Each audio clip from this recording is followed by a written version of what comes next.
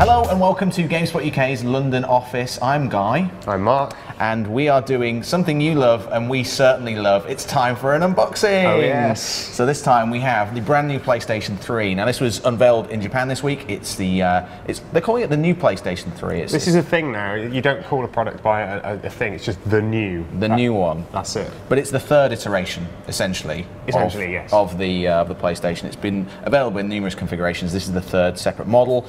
It looks pretty nice. I mean, we've seen pictures of it from Japan. The pictures, in pictures, it looks pretty rough. Right. I've got to be honest. In my opinion, it's a 6-pointer. Right. But we'll see how it looks. We'll see how it looks in real life. Is it the plastic loading tray that is? Just looks a bit tacky, doesn't it? Right. Well, let's find out. Let's find out. So Sony UK sent over this model. It's going to be available September 25th, September 28th. September 25th in the US, September 28th in Europe. So let's crack it open and see what it's like. This is literally the first time we've seen it. So Mark and I, this is going to be our honest reactions to this video. It's a controller. That's a controller. We all know what that looks like.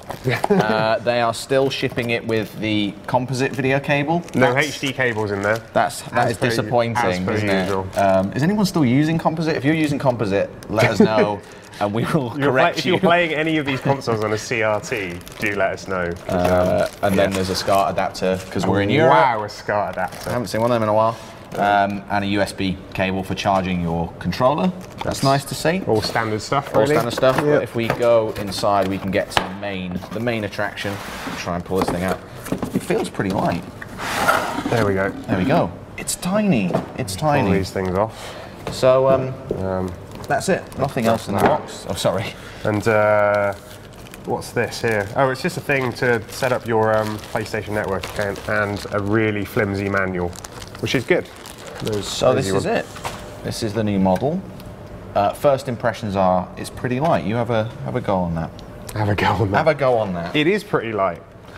In fact, it's very light. So it's 50% lighter over the original PlayStation 3, which we'll pull out later. That was a bit of a beast. That's the one I've got sitting at home. When you look at it now. It is huge and heavy. That feels like you could actually take that to a friend's house. It's light. It would fit in a backpack. Yeah, it would. It will get covered in fingerprints immediately, unlike the which is what I like about the Slim. It's got that matte finish. Right. You know, it's not all glossy and horrible. There's a bit of glossiness here. Look at that. See, I can immediately. The newness has been ruined. Fingerprints. Oh, that's actually quite satisfying. Thanks for that. So this is it. This is the main feature. Now let's have a go. I think this is how it works. That's the new. No, there's a button. There's a button. Oh, there's a button. Wait, there's a button. Apologies. You can put that over there. Ah, yeah. Look at that. So it does make a slightly plasticky sound. If you, which was it? This one? Whoa. Okay. It sounds horrible. It feels horrible. What do you think? The old models, they had sort of slot loading mechanism. So you can't get classier than a slot load, all right? That's what they say. But a top loader, I mean, I like the retroness of it. Like, I was speaking to Danny about this yesterday, and it very much reminds me of the old PlayStation 1. You know, you'd be like, oh yeah, it's got those weird nubbins you have to sort of clip the disc onto. Right. Okay. Which is sort of, you know, it's quite cool, I guess. Presumably that is cheaper to manufacture, though. I would think. I would think so. Yes. That's where they're making some of the cost savings. So we'll run down some of the costs later. Otherwise, the machine, if I flip it over to the back, is pretty much business as usual. You've got the AV out, which is this kind of Sony thing, isn't it? If you want to connect a composite or component. The AC in, so it's not got a separate transformer. No, separate power brick, which is great, actually. The SP diff out, the digital optical, and then the standard network adapter. So that's pretty much it. I mean, we need to fire this up and find out whether it's quieter than the normal PS3, that sort of thing. But in terms of your overall impressions, Mark, what do you think? You hold that, and I'll grab the original. I'll tell you, it's. Okay, it does look better than it does in photos, I must say. The difference between it's just this is huge, massive.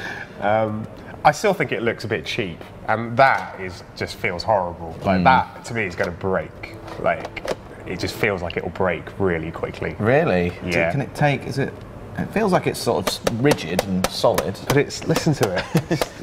It's like that plastic you get with like really cheap like Happy Meal toys. Do you know what I mean? Like, well, maybe give them another couple of years and we'll be given away with a Happy Meal. So this is an absolute monolithic beast, the original. This is the PlayStation 3 Slim, which we've modified. We had it customized for the GameSpot UK office. So ignore the horrible yellow colour if you can. But this is quite heavy. That really feels to me, if you're looking for a PlayStation 3 that you're gonna maybe take around to friends for a weekend, you know, FIFA action or Pro Evo, whatever.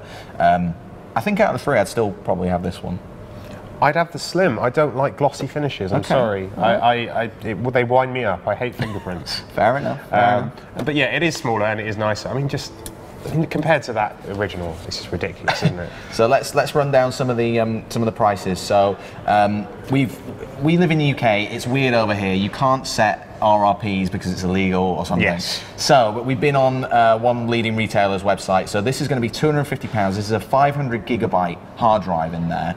But in Europe, there's actually going to be a model of this that comes with a 12GB internal flash memory. So that's really the starter pack, really. You can expand it. They're going to be releasing a 250GB separate hard drive that you can plug into the smaller model. Which is interesting because, as far as I can tell, I can't see where you could replace. In the Slim, it's a standard laptop hard drive. Yeah. You can take it out and it's quite easy to access. Now on this, I can't see where that would be.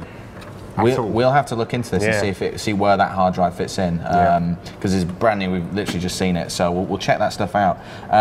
But it seems so. The current prices, essentially, this costs the same as with a 500GB hard drive as this with a 320GB hard drive. So it's lighter, it's more compact, maybe a little bit more plasticky, but you're getting a bigger hard drive. I would say though that if you're a bargain hunter, I don't know how much longer these will be around, and I expect there'll be a clear out of these from a lot of retailers. Right. So if the smart money's on buying one of these at a bargain price. At a bargain price. Yeah. Certain retailers are doing trade-ins. If you want to trade in your old model, you can get a new one for, I think it's about £125, but you get it with FIFA as well. Yes. Leading retailers are bundling in FIFA, at least in Europe, with this for about the same price. You're essentially getting FIFA free if you buy it from certain retailers, which is pretty cool. Anything else that's of note? There is a separate stand. That's what I was going to say, the stand. So it goes in the bottom here. There's like a little place for it to sort of, you pop this off and it clips on. And that's €15 or $15. 15 euros. Or you could just pop it up and... It's pretty stable. It's pretty. It's not stable, at all. But you know, you could makeshift your own stand out of, like, you know, some blue tack and some cardboard and save yourself 15 quid. So yeah, I'm sure it'd be fine without it. So hopefully you're staying on top of this. The details. It is a little bit confusing. The 12GB model is exclusive to Europe. I think Australia as well. So US and Japan not getting that, but Japan is getting a white model as well, which we're not getting. They're getting the sexy white model, which personally I would want. You want the white one? I like the white one. I thought white was less premium now. So you look at the Wii U, the cheap model's white, and then the expensive model's black. They're turning it on its head. Oh, that's the way it works. Yeah. It's going to be launching in the US at least on October 30th in conjunction with Assassin's Creed 3. That's the 500GB model. Yes. So if you're looking forward to Assassin's Creed 3, that's another option for you. But like I said, there's so many options. There's lots of stuff, lots of different configurations available. But that's the new model. There it is. It's there. So it's there. So look out for it in stores. Let us know what you guys think, especially on that opening mechanism. And you can find out more about the actual console. Just go and head over to Gamespot.com.